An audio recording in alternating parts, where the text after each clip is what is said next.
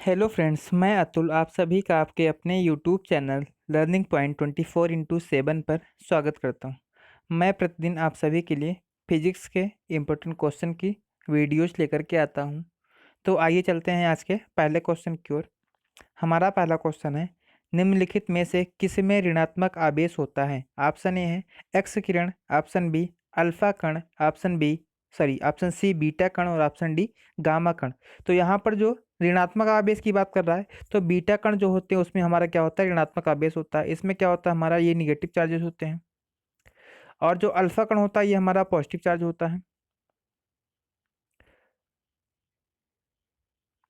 और जो गामा कण होता है ये हमारा न्यूट्रल होता है। ये हमारा जो है न्यूट्रल होता है। तो गामा कण जो है हमारा न्यूट्रल होता है। तो इसमें से जो हमारा आंसर हो जाएगा वो ऑप्शन नंबर सी बीटा कण हो जाएगा, क्योंकि बीटा कण जो है ये निगेटिव चार्ज होता है। और जो एक्स किरण होते हैं ये हमारी जो है आयनिंग के लिए जो है प्रयोग प्रयोग की जाने वाली किरणें होती हैं। तो इस क्वेश्चन का आंसर होगा हमारा ऑप्शन नंबर सी बीटा कण। ये क्या होता है, हमारा निगेटिव चार्ज होता है। निगेटिव चार्ज होता है। अगला क्वेश्चन हमारा, रेडियो सक्रिय पदार्थ उत्सर्जित करता है। ऑप्शन ए अल्फा किरणें, ऑप्शन बी बीटा किरणें, ऑप्शन सी गामा किरणें और ऑप्शन डी उपर्युक्त सभी। तो जो रेडियो सक्रिय पदार्थ होते हैं, यानी कि जो रेडियो एक्टिविटी होती है, जो रेडियो एक्टिव पदार्थ होते हैं, उसमें से हमारी अल्फा किरण, बीटा किरण और गामा किरणें तीनों निकलती हैं। यानी कि ऑप्शन नंबर डी हमारा यहाँ पर करेक्ट आंसर हो जाएगा कि अल्फा, बीटा और गामा तीनों किरणें जो है रेडियो एक्टिव पदार्थ से निकलती हैं। तो ऑप्शन नंबर डी हमारा करेक्ट आंसर हो जाएगा। अगला क्वेश्चन है, नाभिकीय रिएक्टर के निर्माण में निम्नलिखित में से कौन सा एक अनिवार्य है? Option A cobalt, option B nickel, option C zirconium, option D tungsten. तो जो नाभिकीय रिएक्टर होता है, वहाँ पर जब भी जो हमारा फ्यूल होता है, उस फ्यूल की जो छड़ होती है, ठीक है, मगर मान लो ये वाली फ्यूल की पूरी छड़ है, ये हमारी पूरी फ्यूल की छड़ है, तो इसको रखने के लिए जो कवरिंग प्रदान की जाती है, जो क्लैडिंग प्रदान, इसको क्लैडिंग बोलते हैं, जो क्लैडिंग प्रदान की जाती है वो जर्कोनियम की बनाई जाती है। ये जिसमें जो है छड़ें लगाई जाती हैं, जो भी क्या बोलते हैं हमारा फ्यूल रोड्स होती हैं, ये जिसमें लगाई जाती हैं, वो जो हमारी क्लैडिंग बनी होती है बाहर की, जो कवरिंग होती है वो जर्कोनियम की बनी होती है। तो यहाँ पर ऑप्शन नंबर सी हमारा यहाँ करेक्ट आंसर हो जाएगा कि नाभिकीय रिएक्टर के निर्माण में निम्नलिखित में से कौन सा एक अनिवार्य है?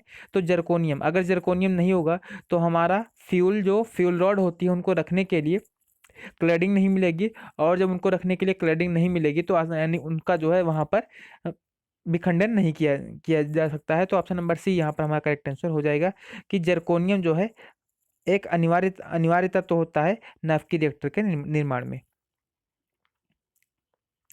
अगला क्वेश्चन है, नाभिकीय रिएक्टर और परमाणु बम में यह अंतर है कि ऑप्शन ए नाभिकीय रिएक्टर में कोई श्रृंखला अभिक्रिया नहीं होती जबकि परमाणु बम में होती है। तो ये हमारा गलत है, क्योंकि नाभिकीय रिएक्टर और परमाणु बम दोनों में जो है श्रृंखला अभिक्रिया होती है।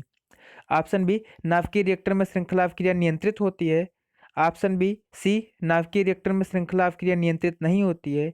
और ऑप्शन डी है परमाणु बम में कोई श्रृंखला अभिक्रिया नहीं होती जबकि नाभिकीय रिएक्टर में होती है। तो ये वाला भी हमारा क्या हो गया, गलत हो गया, क्योंकि अभी हमने आपको बताया कि परमाणु बम और नाभिकीय रिएक्टर दोनों में श्रृंखला अभिक्रिया होती है। अब बी और सी हमारा बचा। तो बी में है नाभिकीय रिएक्टर में श्रृंखला अभिक्रिया नियंत्रित होती है।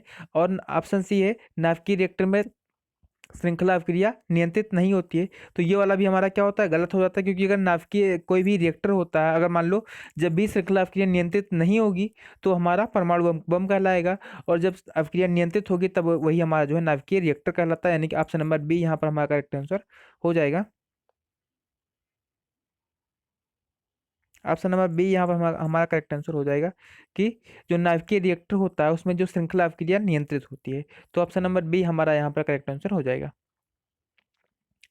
अगला क्वेश्चन है, कोबाल्ट 60 आमतौर पर विकिरण चिकित्सा में प्रयुक्त होता है क्योंकि यह उत्सर्जित करता है। ऑप्शन ए अल्फा किरणें, ऑप्शन बी गामा किरणें, ऑप्शन बी बीटा किरणें, ऑप्शन सी गामा किरणें और ऑप्शन डी एक्स किरणें। तो जो एक कोबाल्ट 60 होता है, ये जो है गामा किरण को उत्सर्जित करता है। और चिकित्सा में इसको कैंसर के चिकित्सा में जो है इसका प्रयोग किया जाता है। यानी कि कैंसर के रोगियों को ठीक करने के लिए यहाँ पर जो है कोबाल्ट 60 का प्रयोग किया जाता है कैंसर के रोग में। कैंसर की चिकित्सा के लिए जो है कोबाल्ट 60 का प्रयोग किया जाता है। तो ऑप्शन नंबर सी हमारा यहाँ पर करेक्ट आंसर हो जाएगा कि गामा किरणें जो है ये उत्सर्जित करता है। कैंसर सेल्स को मारने के लिए इसका हम प्रयोग करते हैं। अगला क्वेश्चन है, अल्फा कण के 2 इकाई धन आवेश होते हैं, इसका द्रव्यमान लगभग बराबर होता है। ऑप्शन ए 2 प्रोटॉन के, ऑप्शन बी हीलियम के 1 परमाणु के, ऑप्शन बी 2 पॉजिट्रॉनों और न्यूट्रॉनों के द्रव्यमान के योग के, और ऑप्शन डी है 2 पॉजिट्रॉनों के, क्योंकि प्रत्येक पॉजिट्रॉन में केवल एक धनावेश होता है। तो यहाँ पर जो अल्फा कण के 2 इकाई धनावेश होते हैं, ये तो हमें यहीं से ही फिर एक क्वेश्चन हमारा और तैयार तैयार हो जाता है कि अल्फा कण पे क्या होता है, तो धनावेश होता है, और कितना, 2 इकाई। 2 इकाई धनावेश होता है अल्फा कण पर, लेकिन इसका जो द्रव्यमान होता है वो हीलियम के 1 परमाणु के बराबर होता है। इसका जो द्रव्यमान होता है वो हीलियम के 1 परमाणु के बराबर होता है, यानी कि ऑप्शन नंबर बी हमारा यहाँ पर करेक्ट आंसर हो जाएगा। अगला क्वेश्चन है, क्यूरी किसकी इकाई है? ऑप्शन ए इकाई का नाम है, ऑप्शन ए रेडियो एक्टिव धर्मिता, ऑप्शन बी तापक्रम, ऑप्शन सी ऊष्मा, और ऑप्शन डी ऊर्जा। तो जो क्यूरी होती है ये रेडियो एक्टिव धर्मिता की इकाई है। क्यूरी जो है रेडियो एक्टिव धर्मिता की इकाई है। अगर रेडियो एक्टिविता की खोज की बात की जाए तो इसकी खोज जो है हेनरी बेक्यूरेल ने की थी। रेडियो एक्टिविता की खोज जो है हेनरी बेक्यूरेल ने की थी, लेकिन इसका अध्ययन जो है बहुत ज़्यादा जो है उसमें मैरी क्यूरी और पियरे क्यूरी ने, मैरी क्यूरी और पियरे क्यूरी ने किया था। तो उन्हीं के नाम पे जो है यहाँ पर क्यूरी इसकी जो है रेडियो एक्टिव धर्मिता की इकाई बन गई है। तो आप क्यूरी का अगर मान लो पूछा जाए क्या किसकी इकाई है, तो रेडियो एक्टिव धर्मिता की इकाई होती है।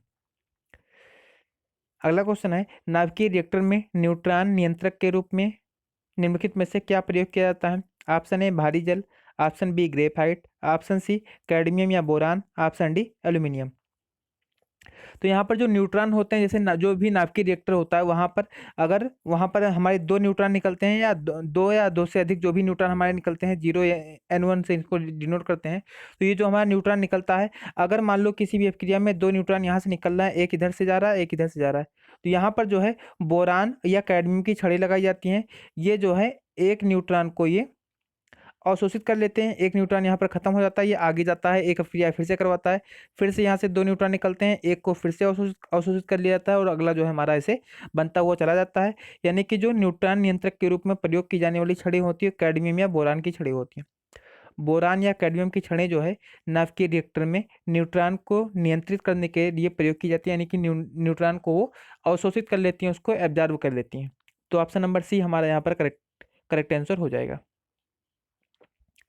अगला क्वेश्चन है, radio carbon dating dot dot की उम्र ज्ञात करने के लिए प्रयुक्त किया जाता है। ऑप्शन ए ग्रहों की, ऑप्शन बी जीवाश्मों की, ऑप्शन सी शिशुओं की, और ऑप्शन डी चट्टानों की।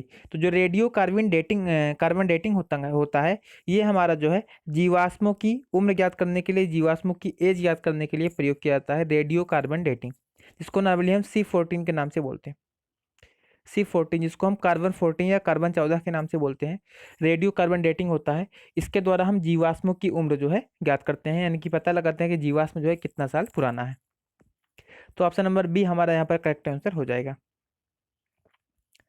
अगला क्वेश्चन है, नाभिकीय रिएक्टर में ऊर्जा उत्पन्न होती है। ऑप्शन ए नियंत्रित संलयन द्वारा, ऑप्शन बी अनियंत्रित संलयन द्वारा, ऑप्शन सी नियंत्रित विखंडन द्वारा, ऑप्शन डी अनियंत्रित विखंडन द्वारा। तो नाभिकीय रिएक्टर के बारे में हमने अभी आपको बताया कि यहाँ पर क्या होता है, विखंडन श्रृंखला। वहाँ पर तो पिछले वाले क्वेश्चन में हमने आपको बताया था कि श्रृंखला क्रिया होती है। अब श्रृंखला क्रिया कैसी होती है, संलयन की होती है या विखंडन की? तो संलयन तो होती नहीं यहाँ पर। यहाँ पर क्या होते हैं, एक भाई नाभिक 2 छोटे छोटे नाभिकों में टूटता है, जिसको हम विखंडन बोलते हैं। तो विखंडन होता है, और वहीं पर हमने आपको बताया था कि अगर नियंत्रित होता है तब उसे नाभिकीय रिएक्टर कहते हैं, और अनियंत्रित होता है तब उसे हम परमाणु बम बोलते हैं।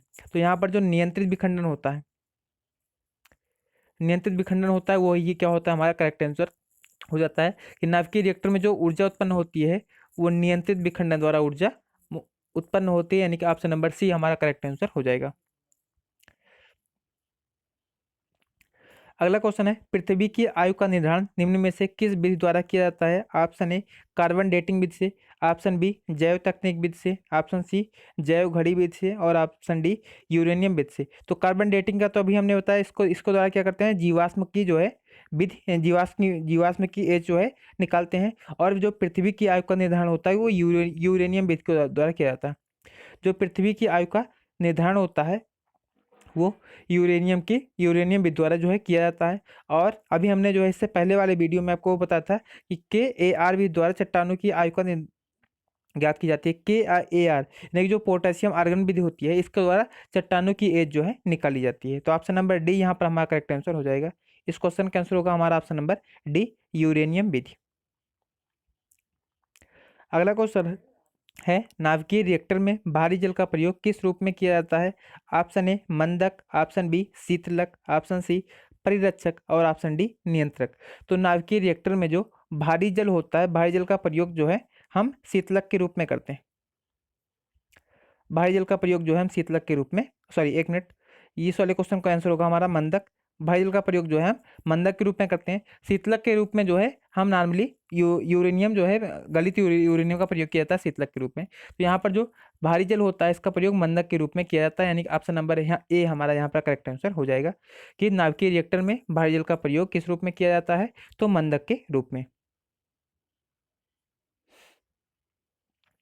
अगला क्वेश्चन है कलपक्कम के फास्ट ब्रीडर टेस्ट रिएक्टर में निम्न में से कौन सा शीतलक के रूप में प्रयोग में लाया जाता है? Option A carbon dioxide, option B भारी जल, ऑप्शन सी समुद्री जल और ऑप्शन डी गलित सोडियम। तो यहाँ पर जो गलित सोडियम होता है यानी जो लिक्विड सोडियम होता है, ये हमारा शीतलक के रूप में प्रयोग में लाया जाता है। कहाँ पर?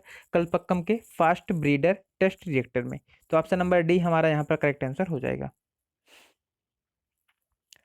अगला क्वेश्चन है सौर ऊर्जा को बिजली में परिवर्तित करने के लिए कौन सी युक्ति प्रयुक्त की जाती है? Option A electrochemical cell, option B Galvani cell, option C प्रकाश वोल्टीय सेल और ऑप्शन डी डेनियल सेल। तो जो सौर ऊर्जा होती है उसको विद्युत ऊर्जा में परिवर्तित करने के लिए हम प्रकाश वोल्टीय सेल का प्रयोग करते हैं, यानी कि ऑप्शन नंबर सी हमारा करेक्ट आंसर हो जाएगा। सौर ऊर्जा को विद्युत ऊर्जा में परिवर्तित करने के लिए प्रकाश वोल्टीय सेल का प्रयोग किया जाता है। तो ऑप्शन नंबर सी हमारा यहाँ पर करेक्ट आंसर हो जाएगा। अगला क्वेश्चन है द्रव्यमान ऊर्जा संबंध किसका निष्कर्ष है? ऑप्शन ए क्वांटम सिद्धांत, ऑप्शन बी सापेक्षता का सामान्य सिद्धांत, ऑप्शन सी ऊर्जा का क्षेत्र सिद्धांत और ऑप्शन डी सापेक्षता का विशिष्ट सिद्धांत। तो जो द्रव्यमान ऊर्जा संबंध होता है ये हमारा होता है E=m×c²।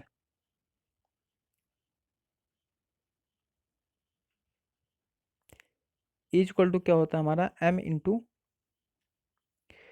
होता है। ये होता है हमारा द्रव्यमान ऊर्जा संबंध। और ये निष्कर्ष किसका होता है? सापेक्षता का सामान्य सिद्धांत।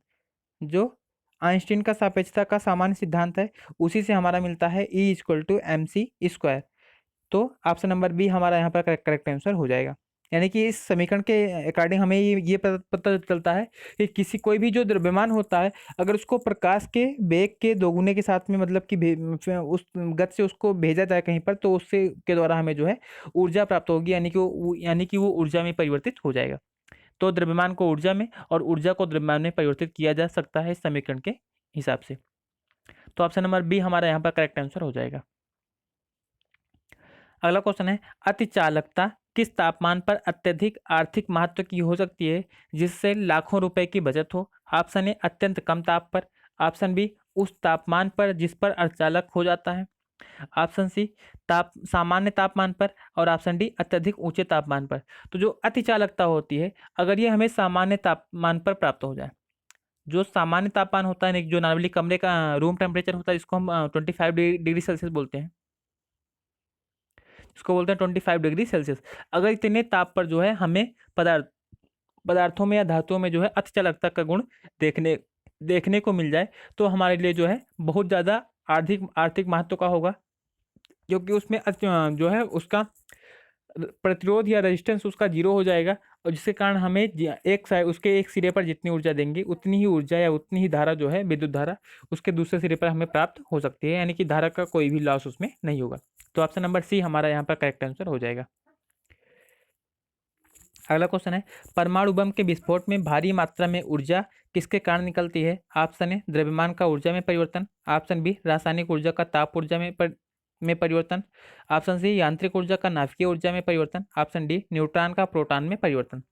तो अभी हमने आपको बताया कि E= क्या होता है? mc²। उसी समीकरण के अकॉर्डिंग हमारा जो है इसमें भी क्या होता है? द्रव्यमान का ऊर्जा में परिवर्तन होता है। द्रव्यमान का ऊर्जा में परिवर्तन होता है तो परमाणु बम में जो है जो द्रव्यमान होता है वो ऊर्जा में परिवर्तित होता है जिसके कारण हमें भारी मात्रा में ऊर्जा प्राप्त होती है। तो ऑप्शन नंबर ए यहाँ पर हमारा करेक्ट आंसर हो जाएगा। अगला क्वेश्चन है डायोड वह युक्ति है जो धारा को ऑप्शन ए एक दिशा में प्रवाहित होने देती है, ऑप्शन बी दोनों दिशाओं में प्रवाहित होने देती है। ऑप्शन सी किसी भी दिशा में प्रवाहित होने नहीं देती है। ऑप्शन डी उपर्युक्त में से कोई नहीं। तो जो डायोड होती है वो किसी विद्युत धारा को एक दिशा में प्रवाहित होने देती है। इसमें दो वाइसिंग होती है, एक फॉरवर्ड वाइसिंग होती है, एक रिवर्स वाइसिंग होती है। तो वहाँ पर वैसे इसकी हमें यहाँ पर कोई ज़रूरत नहीं है। तो जो डायोड होता है वो सीधा सा धारा को क्या करता है, एक दिशा में प्रवाहित होने देता है। डायोड का जो सिंबल होता है वो इस तरह से बना होता है, इस तरह से बना होता है डायोड का सिंबल। तो ये इसका काम होता है कि धारा को एक दिशा से दूसरे दिशा में, मतलब एक दिशा में प्रवाहित होने देना। ये हमारा होता है, यहाँ पर हो जाता है, ये हमारा पी टाइप का सेमीकंडक्टर हो जाता है। ये हमारा जो है एन टाइप सेमीकंडक्टर हो जाता है। अगला क्वेश्चन है, प्रकाश विद्युत प्रभाव धातु के सतह से किस स्थिति में इलेक्ट्रॉनों के निष्कासन के रूप में व्याख्यायित किया जाता है। ऑप्शन ए वह गर्म हो जाए। ऑप्शन बी उसे सशक्त विद्युत क्षेत्र में रख दिया जाए। ऑप्शन सी उपयुक्त वेग के इलेक्ट्रॉन उससे टकराएं। ऑप्शन डी उपयुक्त तरंग दैर्ध्य का प्रकाश उस पर गिरे। तो जो प्रकाश विद्युत प्रभाव होता है, तो अगर उसका मतलब होता है कि प्रकाश का जो उपयुक्त तरंग दैर्ध्य का प्रकाश होता है, जब वो धातु की सतह पर गिरता है तो उसमें से इलेक्ट्रॉनों को उत्सर्जित करता है। तो ऑप्शन नंबर डी हमारा यहाँ पर करेक्ट आंसर हो जाएगा। यही जो होता है, यही क्रिया हमारी प्रकाश विद्युत प्रभाव कहलाती है। यानी कि कोई भी उपयुक्त तरंगदैर्ध्य का प्रकाश जब किसी सतह पर गिरता है और उससे इलेक्ट्रॉनों को निष्कासित करता है, तो ये प्रक्रिया जो है हमारी प्रकाश विद्युत प्रभाव कहलाती है। तो ऑप्शन नंबर डी हमारा यहाँ पर करेक्ट आंसर हो जाएगा कि उपयुक्त तरंगदैर्ध्य का प्रकाश उस पर गिरे। अगला क्वेश्चन है, निम्नलिखित में से कौन सी धातु अर्धचालक के रूप में प्रयोग की जाती है। ऑप्शन ए तांबा, option B germanium, option C graphite और ऑप्शन डी चांदी। जो जर्मेनियम है ये हमारी अर्धचालक के रूप में प्रयोग की जाती है, यानी कि सेमीकंडक्टर के रूप में प्रयोग की जाती है। सिलिकॉन और जर्मेनियम ये दो ऐसे हैं जो है हमारे जो सबसे ज़्यादा अर्धचालक के रूप में प्रयोग किए जाते हैं, SI और जी, यानी कि सिलिकॉन और जर्मेनियम ये दोनों जो है अर्धचालक के रूप में बहुत ज़्यादा मात्रा में प्रयोग की जाने वाली जो है धातु सॉरी अर्धचालक पदार्थ होते हैं, तत्व होते हैं। तो ऑप्शन नंबर बी हमारा यहाँ पर करेक्ट आंसर हो जाएगा। तो इस वीडियो का लास्ट क्वेश्चन है, आप ज़्यादा से ज़्यादा अगर चैनल पे आप पहली बार आए हैं तो चैनल को सब्सक्राइब कीजिए और अपने दोस्तों के साथ में शेयर कीजिए। और वीडियो को देखने के लिए बहुत बहुत धन्यवाद। Thank you.